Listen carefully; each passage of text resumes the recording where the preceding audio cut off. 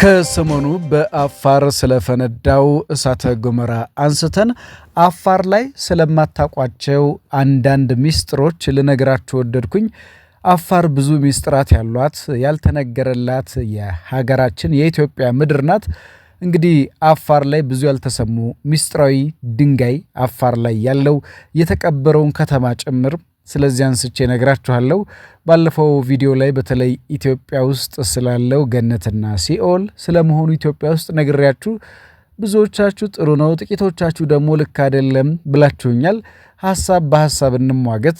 ቀጣዩም ፕሮግራም ይዤ መጥቻለሁና ስለዚህ ጉዳይ እናውራ። ሰላም ጤና ይስጥልኝ የተከበራችሁና የተወደዳችሁ ውድ የዜና ፕላስ ቤተሰቦቻችን፣ ወደ ዕለቱ መረጃችን እናልፋለን። አፋር ከየረር በመቀጠል ሁለተኛው ሚስጥራዊ ስፍራ ስትሆን በርካታ የተሰወሩ ፒራሚዶችና ገዳማት የሚገኙባት ታላቅ መንፈሳዊ ቦታ ናት። ኤርታሌ ከየረር ሚስጥራዊ ዋሻዎች ጋር ያለውን ግንኙነት ከዚህ በፊት እንግዲህ ለማስመልከት ሞክሬያለሁ። ጥንታዊ ኢትዮጵያ ለተቀረው ዓለም ለንግድ ታቀርበው የነበረው እንዲሁም አባቶቻችን ለተለያየ የፈውስ አገልግሎትና ሌሎችም በርካታ ሚስጥራዊ ስራዎች ይጠቀሙበት የነበረው ተአምረኛ የከበረ ድንጋይ ይገኝ የነበረው አፋር ክልል ውስጥ ነው። በተለይ ኤርታሌ አካባቢ እንደነበረ ምንጮች ይጠቁማሉ። ይህ ተአምረኛ የከበረ ድንጋይ በተለምዶ ኡቬ እየተባለ ይጠራል።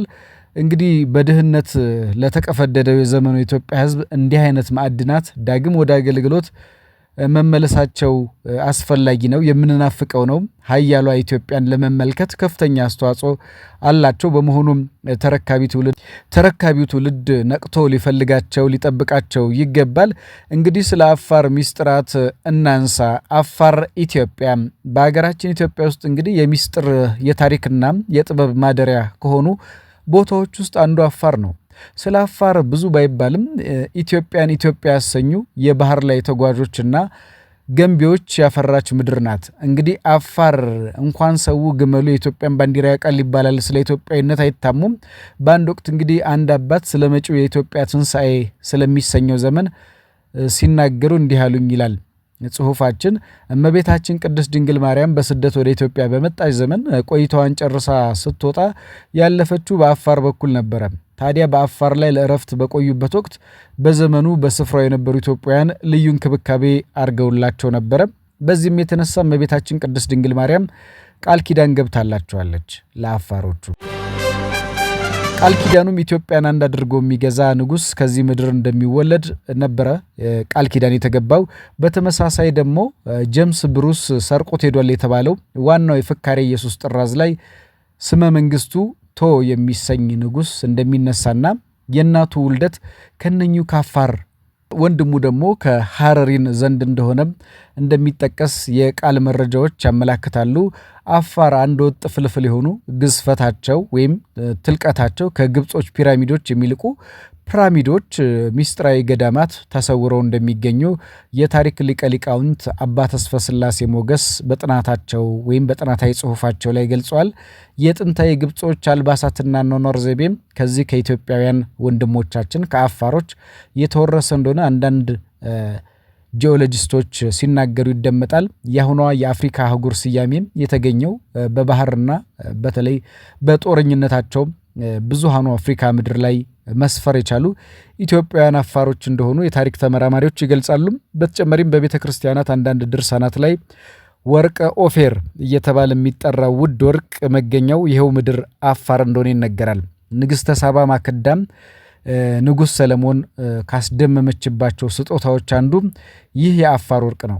በሰማይ መላእክቶች በነበረው ጦርነት ወደዚህ ጥልቅ ኤርታሌ እሳተ ገሞራ ውስጥ ሳጥናኤልና ጥፍሮቹ እንደተወረወሩና አሁንም እዚህ እንዳሉ እስከ ዓለም ፍጻሜ ድረስ እዚሁ ኤርታሌ እንደሚኖሩ ታሪክ ያስረዳል። እንግዲህ በሀገራችን ኢትዮጵያ ውስጥ የሚስጥር የታሪክና የጥበብ ማደሪያ ከሆኑ ቦታዎች አንዱ ስለ አፋር ብዙ ባይባልም ኢትዮጵያውያን በተለይ ኢትዮጵያ ካሰኙ ሕዝቦች ውስጥ አፋር እጅግ በጣም የሚገርም ኢትዮጵያዊነት መገለጫ ያላቸው የጥንታዊ ግብጾች አልባሳትና አኗኗር ዘይቤም። ሌላው እንግዲህ ዛሬ የምናነሳው ሉሲ ማናት ነው። ሉሲ ማናት በኢትዮጵያውያን የዘመን አቆጣጠር እንግዲህ በ1981 አካባቢ ዶናልድ የተባለ ተመራማሪ አፋር በሚገኘው በአዋሽ ሸለቆ አካባቢ 3.4 ሚሊዮን ዓመታት በሚቆጠር ጊዜ ላይ ነበረ የሰው ዘር እንዳገኘ ስሟም ሉሲ ወይም ድንቅነሽ ተብላም እንደተሰየመች በዝግመተ ለውጥ አሁን ያለው የሰው ዘር ያስገኘች እንደሆነች ዓለም አቀፋዊ ተቀባይነት ካገኘ ዓመታት አስቆጠረ። ታዲያ በእኚህ የዝግመተ ለውጥ አፈጣጠር ሰው አሁንነቱን እንዳገኘ የሚሞግቱ በርክተዋል።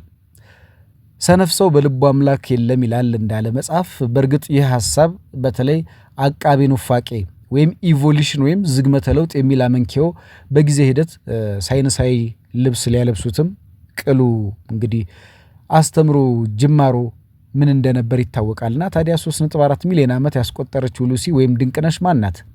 ይህ እንግዲህ የዘመን ስሌት ምድር ከተፈጠረች የጊዜ ግዝፈት እጅጉን የራቀ ነው። በእኛ አስተምሮ መሰረት ምድር ከተፈጠረች 7513 ዓመቷ መሆኑን እናምናለን። ታዲያ አሁን ዓለም በደረሰችበት የጊዜ ግዝፈት ልኬታው ምድር ከተፈጠረች ቢሊዮን ዓመት እንደሆናት ይሞግታል።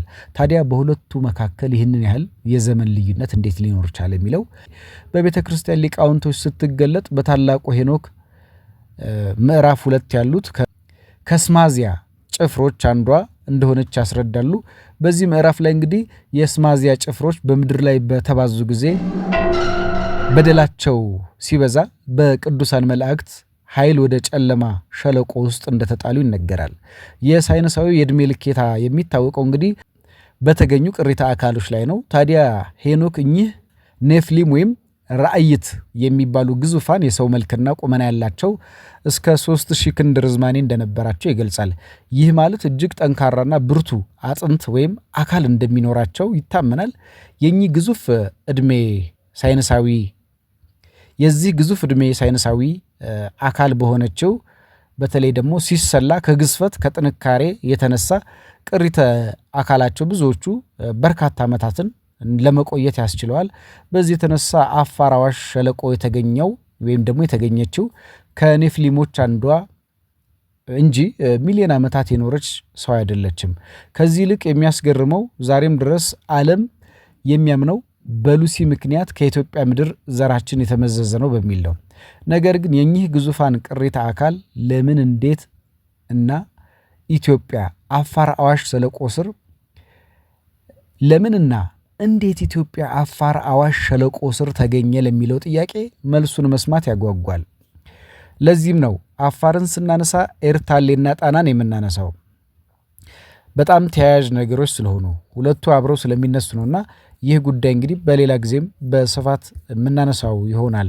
በተለይ ብዙዎቹ በዚህ ጉዳይ ላይ ተደጋጋሚ ጥያቄዎች ስለሚያነሱ ተደጋጋሚ በዚህ ጉዳዮች ላይ ሐሳብ ስላላቸው እና እንግዲህ አፋር ከኤረር በመቀጠል ሁለተኛው ሚስጥራዊ ስፍራ ሲሆን በርካታ የተሰወሩ ፒራሚዶችና ገዳማት እንደሚገኙበትም ቀደም ሲል ሚስጥራዊ ድንጋይ የሚባለው በተለይ ደግሞ ኡቬ እየተባለ የሚጠራው እንግዲህ ለበርካታ ኢትዮጵያን ድህነት ኤክስፖርት የሚደረገው ውድ ማዕድን ያለባት ስፍራም እንደሆነች ቀደም ሲል ገልጸናል። በተከታይም አሪፍ መረጃዎችን ይዘን እንቀርባለን። ሐሳብ አስተያየቶቻችሁን በጨዋነት አጋሩ።